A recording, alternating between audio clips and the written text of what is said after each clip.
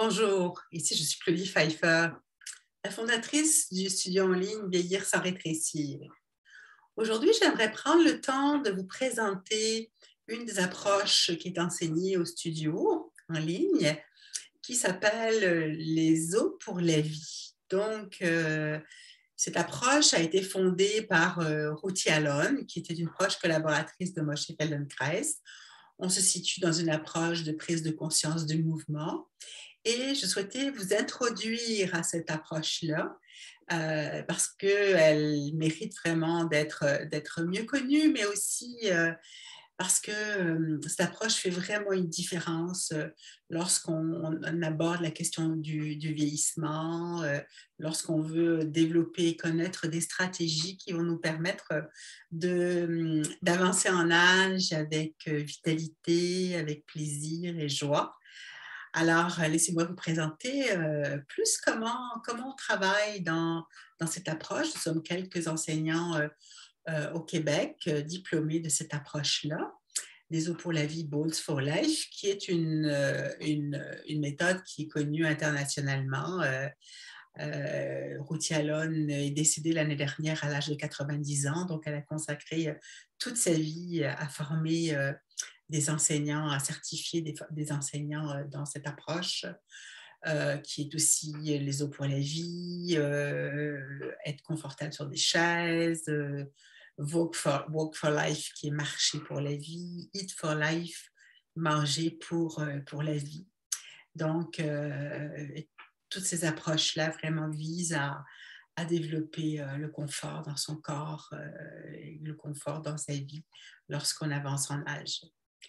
Alors, la question que je peux vous poser, qu'est-ce qu'il faut pour les yeux, pour que les yeux se développent? Il faut de la lumière. Et qu'est-ce qu'il faut pour les oreilles? Pour que les oreilles se développent, il faut du son. Eh bien, qu'est-ce qu'il faut pour les os, pour que les os soient renforcés? Pour que les os soient renforcés, ils doivent se confronter à la pesanteur. C'est ça qui va permettre aux os d'être plus forts.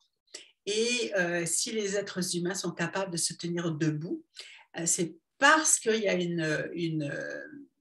un squelette qui nous permet, on a notre squelette qui supporte notre poids. Donc, la dynamique du mouvement, elle est capable de contrebalancer la pesanteur, c'est-à-dire qu'il y a la pesanteur, le rapport à la pesanteur, le rapport à la gravité. Puis la dynamique du mouvement, c'est ça qui va nous permettre, en quelque sorte, de contrebalancer l'attraction à la pesanteur, l'attraction terrestre.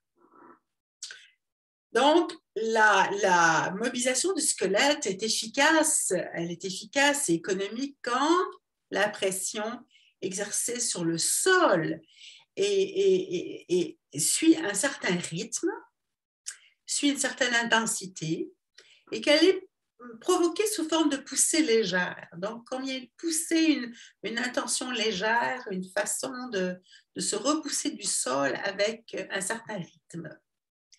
Donc, dans l'approche des os pour la vie, on travaille beaucoup les vibrations, les rebonds, ça fait partie vraiment intrinsèque de cette approche-là.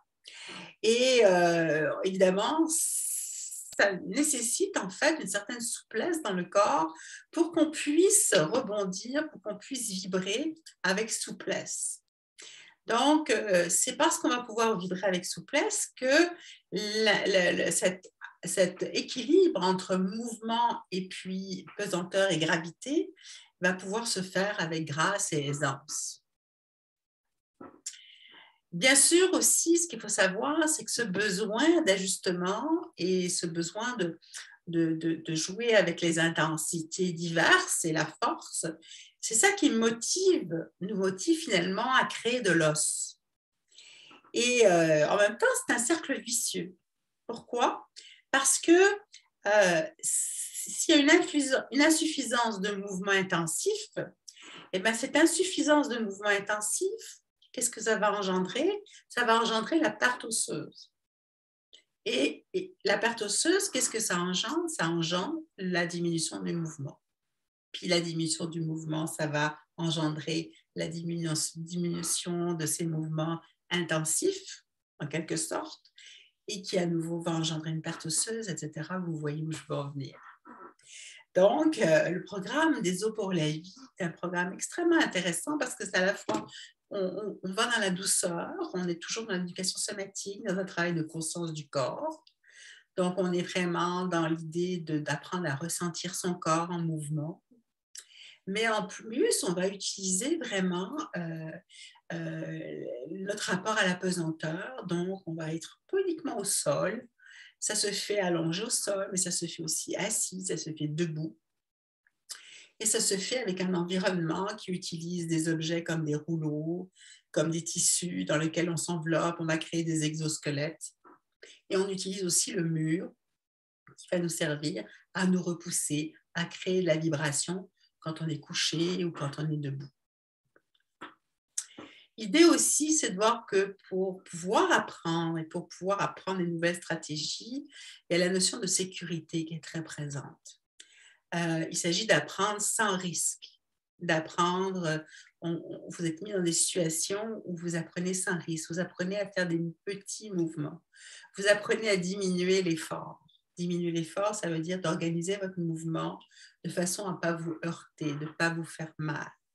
Et très souvent, la plupart du temps, on force trop, on va pousser trop parce qu'on va avoir des effets très visibles, des gros effets. Mais l'idée, c'est de ne pas vouloir justement diminuer cette intensité. Et ça, c'est un défi. C'est un défi pour tout le monde. C'est un défi pour tout le monde quand on commence dans cette approche-là. Et souvent, ça dure un certain temps avant d'être en mesure de diminuer l'effort. D'avoir cette sensation du 20% d'effort, qui est vraiment quelque chose qui n'est pas si évident à apprendre au début.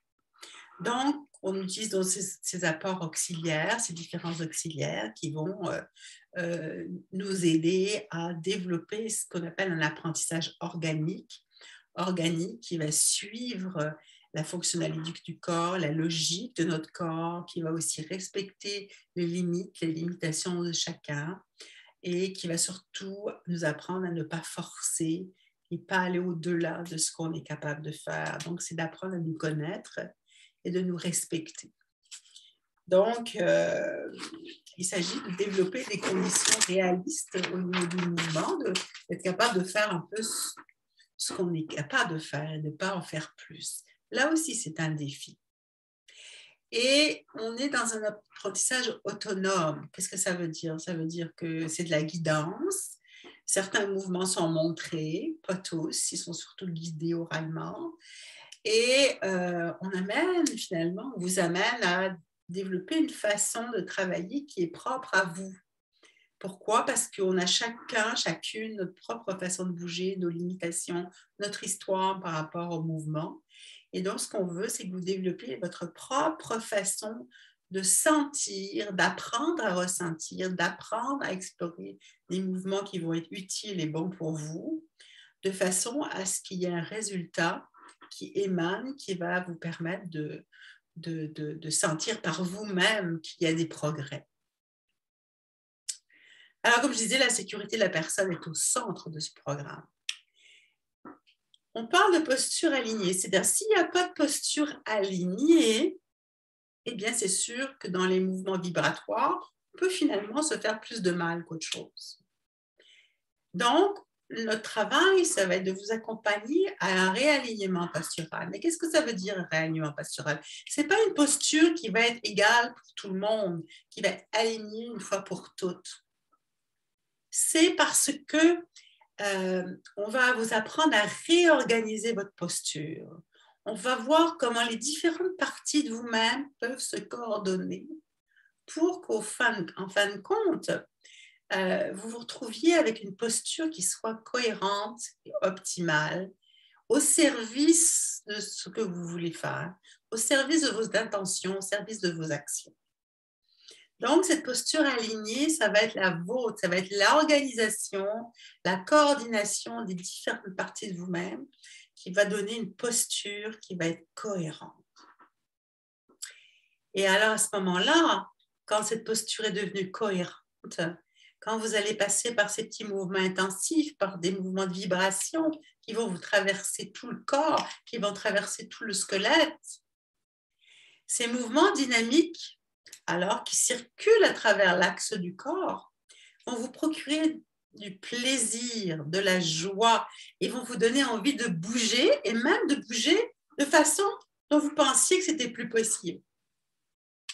J'ai vu, on voit des personnes qui ne couraient plus, qui retrouvent le plaisir de courir. Ça ne veut pas dire de faire des jogging, ça ne veut pas dire faire des marathons, mais au moins de courir, pour peut-être accélérer, pour peut-être aller un peu plus vite que d'habitude. D'accord? Donc, c'est des fonctionnalités qui semblent être perdues, qui peuvent se retrouver, qui peuvent se récupérer. Donc, c'est ça le voyage que je vous invite à faire à partir de l'approche des eaux pour la vie et à travers des mouvements très, très simples. Donc, c'est Claudie Pfeiffer de vieillir sans rétrécir.com, du studio en ligne. Et je vous parlais des eaux pour la vie. Donc, n'hésitez pas à rejoindre notre infolette si vous voulez avoir des informations supplémentaires à propos des initiations qui sont faites régulièrement dans cette approche et des cours en ligne. Je vous dis à très, très bientôt. Au plaisir de vous rencontrer.